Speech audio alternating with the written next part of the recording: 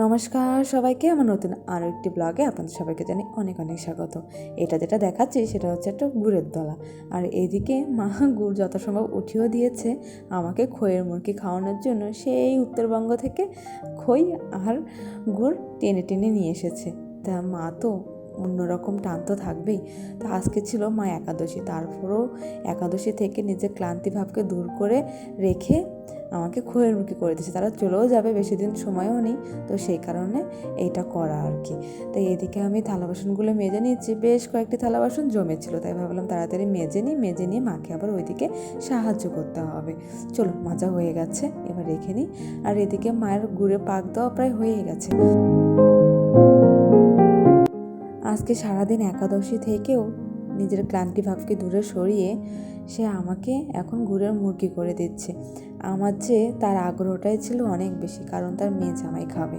তো এখানে আমার গুড়ে পাক দেওয়া প্রায় হয়ে গেছে মার আর কি। এখন আমি এই যে গামলাটা ধুয়ে নিচ্ছি, এখন আমি খই ঢালবো।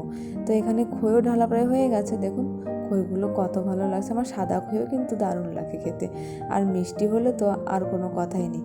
তো গুড়গুলো এখন এখানে ঢেলে দিচ্ছে, আমি একটু একটু করে নাড়ছি। আমার নাড়াটা হয়তো মার পছন্দ হচ্ছে না, মা বলতেছিল একটু ভালো করে উল্টায় পাল্টায় নাড়, নিচেরগুলো উপরে দে, উপরেরগুলো নিচে দে, কিন্তু কিছুতেই আমার হয়ে উঠতেছিল না।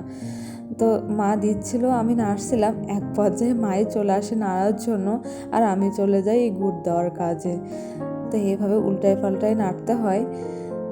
তো গায়ে গায়ে লাগবে গুড়গুলো, বেশ একদম চারিদিকে ছড়িয়ে পড়বে, মিষ্টি ভাবটা খেতে দারুণ লাগবে। তো একদম কড়াই চেটে ফুটে গুড় সব দেওয়া হয়ে গেছে।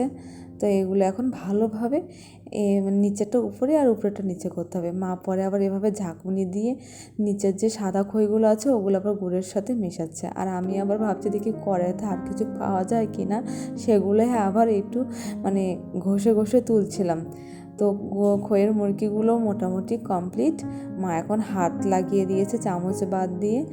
আমি বারবার বলছিলাম যে হয়েছে হয়েছে, আর নাড়তে হবে না। মা আমাকে উত্তরে বলে, তুই কি বুঝবি, তুই কি করিস, তুই কি পারিস যে বুঝবি। তা আমি আর কোনো কথা বাড়ালাম না, মা মার মতো করছে। তো মা মার মতো করতে থাক, আর আমি এদিকে আরেকবার কড়াইটা দেখছিলাম যে কড়াইয়ের গুড়গুলো একদম শক্ত হয়ে গেছে। তো ফাইনালি করা শেষ। মা আবার এগুলো কুচিয়েও রাখছে, ডিব্বার ভিতরে ভরে ভরে দিচ্ছে, বলতেছে তুই আবার এগুলো ড্যাম করে ফেলাবি, তো সেই কারণে একদম ডিব্বার ভিতরে ভরিয়ে ভরিয়ে দিচ্ছে। তো পরে একটা কাণ্ড হয়ে যায়, সেটা না হয় আপনাদেরকে একটু পরেই বলি। চলুন তাহলে মা এগুলো ভরতে থাক, আর এই দিকে আপনাদেরকে দেখাবো। এই যে দেখুন একটা পিচ্চি বান্দর কিভাবে খই খাচ্ছে। তাকে বারবার বলছিলাম যে হা কর হা কর হা কর, সে কিছুতেই হা করবে না। আসলে ভাই বোনের সম্পর্কটা একটা মধুর সম্পর্ক, এতে যেমন ঝগড়াও আছে, মানে আনন্দও পাওয়া যায়।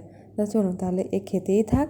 আর এইদিকে আমি আবার গুড় বসিয়ে দিয়েছি, তার কারণ খই যে বললাম না একটা কাণ্ড আছে, যে খইগুলো উপরের খইগুলো মা ঢালার পর দেখে নিচের কিছু কিছু খইতে একদম গুড় লাগেইনি। তো আবার এখান থেকে গুড় নিয়ে ভালোভাবে পাক দিয়ে যে এই খইগুলোতে এখন আবার গুড় মেশাবে। এই কয়টা আবার যদি বাদ পড়ে যায় তখন এগুলো আবার এমনি এমনি খাইতে মন যাবে না। তো চলুন তাহলে মা এগুলোতে আবার খইগুলো আবার একটু নাড়াচাড়া করুক গুড় দিয়ে। তো এটা করলেই আজকের মতো শেষ। মা আবার এটুকু করার জন্য নিচে বসে পড়েছে। চলুন তাহলে আজকের মতো ব্লগটি এখানে শেষ করছি। সবাই ভালো থাকবেন, সুস্থ থাকবেন, দেখা হবে নতুন আরও একটি ব্লগের সাথে। ও হ্যাঁ, আরেকটি কথা, আপনাদের ওখানে এসব মানে পাওয়া যায় কি না, বা আপনারা করেন কি না, যদি করে থাকেন তাহলে অবশ্যই কমেন্ট বক্সে জানাবেন। টাটা সবাইকে।